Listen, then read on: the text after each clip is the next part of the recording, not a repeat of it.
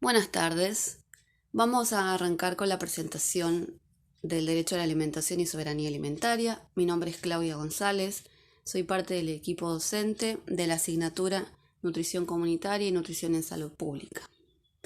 Bien, vamos a recordar que esta presentación está hecha en base al texto que ustedes ya tienen, que se llama Derecho a la Alimentación Adecuada, folleto informativo número 34 de Naciones Unidas del año 2010, ¿sí? Y que por supuesto no reemplaza de esta presentación la lectura del documento original, ¿sí? Bueno, vamos a avanzar.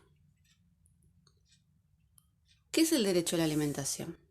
Bueno, según el Comité de Derechos Económicos, Sociales y Culturales, el derecho a la alimentación adecuada se ejerce cuando todo hombre, mujer o niño, ya sea solo o en común con otros, tiene acceso físico y económico en todo momento a la alimentación adecuada o medios para obtenerla.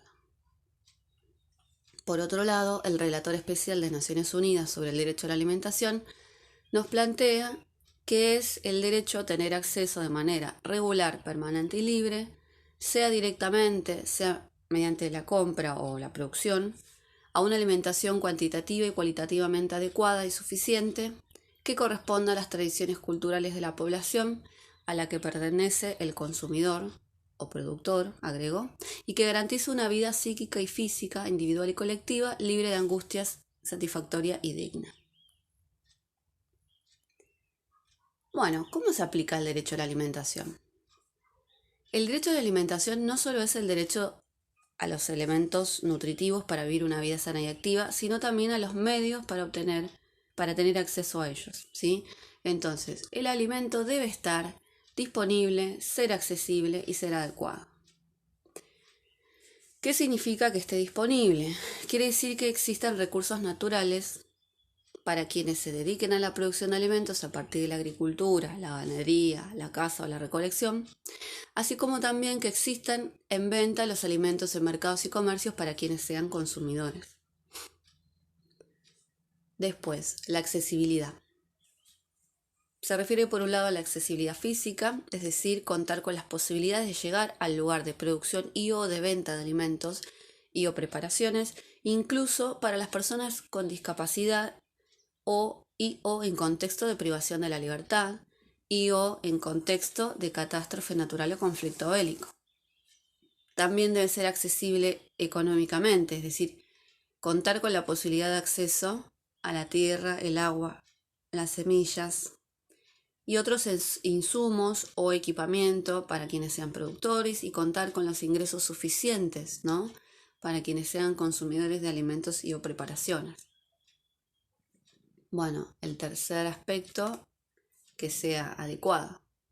Se entiende que la alimentación debe satisfacer las necesidades biológicas, como por ejemplo edad, sexo, altura, etc., pero también las necesidades culturales, los hábitos y las costumbres.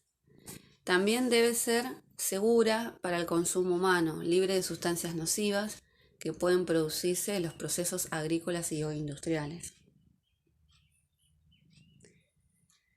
Bien, el texto también nos habla de los errores comunes en relación a la interpretación del derecho a la alimentación, ¿sí? Entonces, van a tener, por supuesto, una explicación más detallada en el texto. Yo lo que hago acá sí es mencionarlos. 1. El derecho a la alimentación no es lo mismo que el derecho a ser alimentado, ¿sí? Por supuesto que en algunas circunstancias las personas tienen que ser alimentadas porque pueden estar atravesando circunstancias de no poder proveerse por sus propios medios, pero lo ideal es que sí tengan sus propios medios para proveerse su propia alimentación. 2. La denegación del derecho no es el resultado de la falta de alimentos en el mundo. ¿Por qué? Porque en el mundo hay cantidad no solo suficiente, sino excedente de alimentos como para alimentar a toda la población. Si hablamos de Argentina, es lo mismo, ¿sí? Entonces, evidentemente, los problemas pasan por otro lado. 3. El derecho a la alimentación es diferente de la seguridad alimentaria y la soberanía alimentaria. Bueno, acá vamos a recordar que el derecho a la alimentación, como lo estamos diciendo, tiene que ver con un aspecto jurídico, ¿sí? Está inscripto en el derecho internacional, está, por ejemplo, en Argentina, vinculado a la Constitución Nacional, por lo tanto hay aspectos legales en relación al derecho a la alimentación. No pasa lo mismo con la seguridad alimentaria, no pasa lo mismo con la soberanía alimentaria. Además, la seguridad alimentaria es un concepto que lo que intenta buscar es cuáles son los componentes que deberían concretarse para lograr una alimentación adecuada, y la soberanía alimentaria apunta más hacia una cuestión de derecho, pero de lucha, ¿sí? Que plantearon movimientos sociales campesinos en relación a que los pueblos podemos decidir qué producir, cómo producir, en qué momento, de qué manera comer, etcétera, ¿sí? Bien, 4. El derecho a la alimentación adecuada no es lo mismo que el derecho a una alimentación segura, ¿sí? La alimentación adecuada incluye que la alimentación sea segura en cuanto a cuestiones de inocuidad, pero la alimentación adecuada, como vamos viendo, tiene varios aspectos a considerarse, ¿sí? Es un concepto integral. Bueno, a ver, también acá tenemos ítems que están bien desarrollados en el texto y que ustedes pueden ampliar también pensando situaciones y ejemplos. Pero vamos a mencionarlos, cuáles son. El derecho a la alimentación está relacionado con el derecho a la salud, el derecho a la vida, el derecho al agua, el derecho a la vivienda adecuada, el derecho a la educación, el derecho al trabajo y la seguridad social, la libertad de asociación y el derecho de participar en asuntos públicos, el derecho a la información, la libertad de las peores formas de trabajo infantil y la libertad de la tortura y los tratos crueles, inhumanos o degradantes.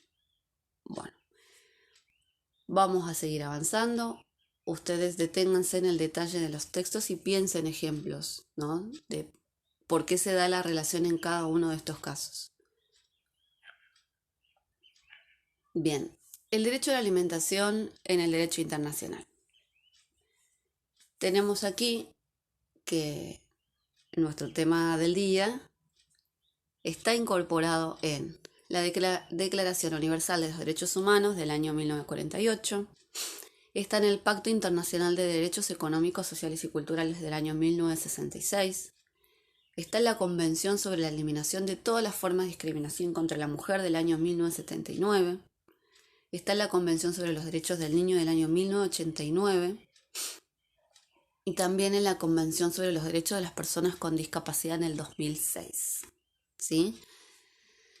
Entonces, como yo lo había mencionado antes, sobre todo lo que fuera declaraciones antes del 94, además están incorporadas en nuestra Constitución Nacional, ¿sí? Porque hubo una reforma constitucional que incorporó los distintos pactos internacionales, ¿sí? O sea que además es ley a través de la Constitución.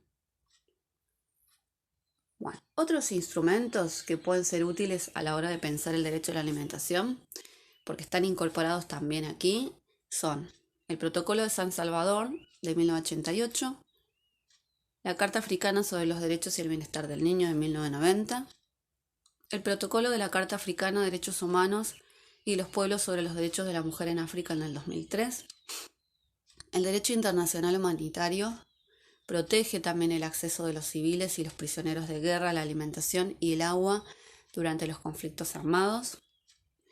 Y un instrumento internacional no vinculante, pero pertinente al cumplimiento del derecho a la alimentación, son las directrices del derecho a la alimentación aprobadas en el año 2004 por la FAO. Bueno, ¿cómo se aplica el derecho a la alimentación a grupos determinados? El texto nos trae esta mención de que hay distintos grupos o personas que enfrentan obstáculos especiales, ¿sí? Derivados de factores biológicos y socioeconómicos, discriminación o estigma, y en general una combinación de todos ellos, lo que los convierte en grupos vulnerables. Los principales analizados en este documento son los que voy a mencionar a continuación, pero no son los únicos, y de hecho el texto lo dice, pero son los que Naciones Unidas consideró relevantes, ¿sí? Uno, el grupo de personas pobres, sean rurales o urbanas. Dos, el grupo de pueblos indígenas. Tres, el grupo de las mujeres. Y cuatro, el grupo de los niños. También, cada uno de estos puntos tiene desarrollo en el texto. Vamos a hacer una breve mención, ¿no? Acá. Hay algo interesante, ¿no? Me parece a mí, para decir en relación a cualquiera de los grupos, que es que justamente están en situación de vulnerabilidad porque ha habido, a nivel social, pautas persistentes de discriminación en el acceso a la educación, a la información, a la vivienda, a la participación política y social, al acceso a la justicia, que también contribuye a esa vulnerabilidad, ¿sí? Bueno, después sí vamos a hablar específicamente de la pobreza en la ruralidad. Es concreto que la pobreza en la ruralidad, lo que sucede ahí es que hay carencia de acceso a los recursos productivos suficientes como tierra, agua, semillas, incluso la llegada a los mercados, a la información y a la tecnología. Por lo tanto, quedan en desventaja al lado de grandes productores, ¿sí? Esto, nada, es una pequeña mención, hay mucho más para leer y desarrollar. Y en relación a la pobreza urbana, es todo lo contrario. Hay mucha población pobre urbana que originalmente viene de sectores del campo, donde podían producir mínimamente sus alimentos, vinieron a las ciudades buscando el progreso y un futuro mejor, y lamentablemente no encontraron empleo, no tuvieron acceso a la tierra tampoco, así que volvieron a ser pobres. O se empobrecieron acá también, en las ciudades. Digo acá porque nosotros estamos en el conurbano bonaerense, sí, en ciudad. Bueno, después pueblos indígenas, ahí tenemos un problema de siglos, ¿sí? Hay una larga historia de exclusión social, política y económica que incluye siglos de expropiación y despojo de las tierras, ¿sí?, de nuestros pueblos originarios. Y además, para tener en cuenta, ¿no? Nuestros pueblos originarios tienen su propia cosmovisión, ¿sí?, su propia visión del mundo, que es muy, muy diferente a la que está instalada actualmente en nuestra sociedad por el capitalismo. O sea que ellos además tienen, la alimentación juega otro papel, tiene ceremonias que no se pueden cumplir en el marco de la pobreza de territorio en la que están viviendo y el despojo y distintos tipos de violencias, ¿sí? Después, el caso de las mujeres, bueno, todavía, a pesar de que ha habido avances, existen grandes desigualdades entre las mujeres y los varones en nuestra sociedad. No gozan todavía o no gozamos de los mismos derechos sociales, económicos, políticos en la realidad, ¿no? Ni de acceso a poder. Y además hay que agregar, ¿no?, que en muchos países, y quizás puede pasar en algunas partes de nuestro país, realmente las niñas tienen más posibilidades de morir y enfermar por desnutrición que los niños, y las mujeres que los varones. Otra cuestión para mencionar es que realmente cuando uno empieza a meterse en el mundo de lo que es la producción agrícola, la pequeña producción, hay muchas mujeres que están al frente, o sea que también son mujeres rurales, ¿no? Y se cruzan distintos tipos de pobrezas. Y además hay algunas que son de pueblos originarios, o sea que a veces tenemos esta combinación quizás en una misma persona, digo, de los distintos grupos vulnerables. Después los niños son vulnerables, por supuesto, porque puede haber contexto, entornos que favorecen la malnutrición desde el embarazo, con lo cual esos niños o niñas no crecen y desarrollan bien, pero también puede ser en sus primeros años de vida, que no tienen acceso a la alimentación adecuada.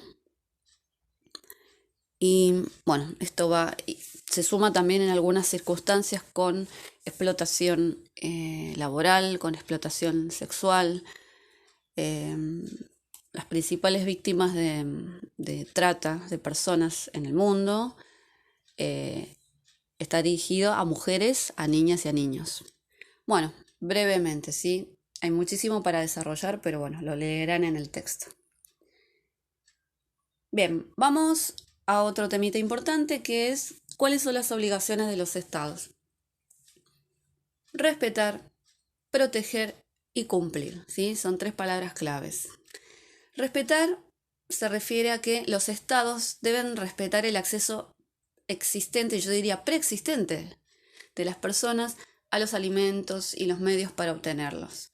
Los estados no pueden suspender, por ejemplo, una legislación o políticas que ya existen y que le permiten a las personas acceder a los alimentos, ¿sí? Proteger. Proteger significa que los estados deben cuidar el ejercicio del derecho a la alimentación de las personas contra terceros, es decir, no puede haber individuos, grupos, empresas privadas u otras entidades que atenten contra el derecho a la alimentación de las personas. Entonces el Estado debe proteger. El Estado debe aplicar normas de calidad y seguridad de los alimentos, debe garantizar prácticas justas en el mercado, así como también normas en relación a la publicidad de los alimentos y cualquier otra que implique el cuidado de las personas que producen y o consumen alimentos. Cumplir incorpora para los estados tanto la obligación de facilitar el acceso a los medios que permiten garantizar una alimentación adecuada a partir de políticas proactivas como la reforma agraria o ingresos mínimos o precios cuidados, como también es obligación suministrar los alimentos cuando las personas se hayan impedidas de hacerlo por sus propios medios, ¿sí? En este último caso, quizás hay que efectivamente dar alimentos, pero son circunstancias particulares. Bueno, hablando de las responsabilidades de otros que no sean el Estado, tenemos organizaciones intergubernamentales y tenemos el sector privado. Responsabilidad de las organizaciones intergubernamentales.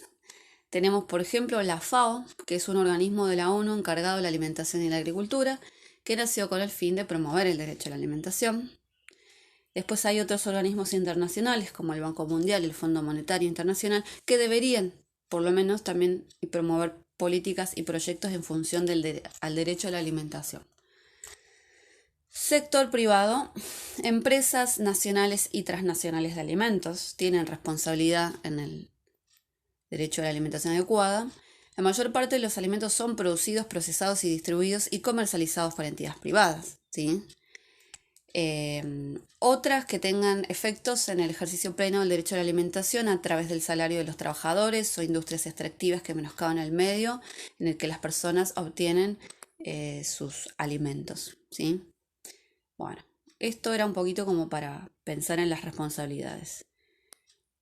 Después, vamos al último concepto. Esto es más cortito.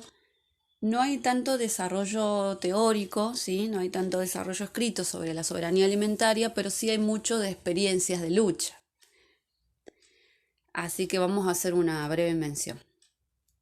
El concepto de soberanía alimentaria fue desarrollado por Vía Campesina, que es un conjunto de organizaciones de pequeños productores campesinos indígenas en el mundo, que llevó a la cumbre, en el año que se hace la Cumbre Mundial de la Alimentación en Roma, un debate, ¿no? Un planteo, un nuevo paradigma, una nueva forma de pensar los procesos de producción, distribución y acceso, ¿no?, a los alimentos, que se llama soberanía alimentaria. Y ellos plantean lo siguiente. Dicen que es el derecho de cada pueblo, comunidad y país a definir sus propias políticas agrícolas. Entonces acá estamos hablando de decidir, de poder decidir nosotros. Sus propias políticas agrícolas, pastoriles, laborales, de pesca, alimentarias y agrarias, que sean ecológicas, sociales, económicas y culturalmente apropiadas a sus circunstancias exclusivas. Esto incluye el derecho real a la alimentación y a la producción de alimentos, lo que significa que todos los pueblos tienen el derecho de tener alimentos y recursos para la producción de alimentos seguros, nutritivos y culturalmente apropiados, así como la capacidad de mantenerse a sí mismos y a sus sociedades. Esto es del Foro de ONGs del año 2002. La soberanía alimentaria se plantea 6 pilares fundamentales que son priorizar los alimentos para los pueblos, ¿sí? Porque hay otro tipo de producción. Acá no hacemos un desarrollo, pero digo, esto se contrapone a un modelo de producción que es el llamado industrial o de la soja, ¿sí? Y bueno, vamos a continuar porque se necesita otro capítulo. Bueno, valorar a quienes proveen el alimento, que son las personas que producen en el campo, nuestros pequeños y medianos productores y productoras. Localiza los sistemas de alimentación. Está hablando de una cuestión también de cercanía, ¿sí? Que nuestros alimentos no tienen que viajar grandes kilómetros, sino que tienen que producirse y elaborarse, consumirse, prepararse en lugares cercanos, para no gastar combustible, por ejemplo, y no contaminar el ambiente, y para no exceder el precio del alimento que se produjo. Desarrollar conocimiento y habilidades, es decir, acá se reconoce el saber, la experiencia de nuestros pequeños productores y productoras, pero por sobre todas las cosas, un saber ancestral, porque acá también tienen protagonismo pueblos originarios, ¿sí? Entonces ya ahí hablamos de conocimiento ancestral, que se vaya combinando con los conocimientos de hoy. Trabaja con la naturaleza. Bueno, la soberanía alimentaria se piensa en el respeto, digamos, de las personas, habla en función de los seres humanos, pero también habla pensando que tiene que haber un ida y vuelta en el cuidado con el medio, ¿no es cierto? Con la tierra, con el aire, con toda la flora y la fauna que existe en cada uno de los lugares. Bueno, entonces, sobre soberanía alimentaria, como les decía, por sobre todo hay experiencias a nivel mundial. Ustedes pueden entrar a la página web de Vía Campesina, .org. En Argentina, en los distintos países hay alguna representación. En Argentina le podemos hablar de distintos grupos que ustedes podrían investigar, como por ejemplo el MOCASE, ¿sí? El Movimiento Campesino Indígena de Santiago del Estero, que tiene una linda experiencia desarrollada de lucha en función de este tema. Y después quizás con una experiencia diferente, pero muy interesante también, Unión de Trabajadores de la Tierra, que hoy por hoy es más conocido. Salen en programas de cocineros argentinos hablando sobre su producción. Hay una cierta cantidad de almacenes de ramos generales que se han instalado, por lo menos en nuestra zona, en el conurbano bonaerense, con un mercado en Avellaneda, ¿sí? Pero bueno, también tienen su página, así que pueden buscar UTT, Unión de Trabajadores de la Tierra, y a partir de allí, pueden investigar muchos grupos, muchas organizaciones, ¿sí? Porque acá el conocimiento viene más por ese lado. Bueno, muchísimas gracias, espero que les haya sido útil esta presentación y bueno, a leer y a completar la guía. Hasta luego, gracias.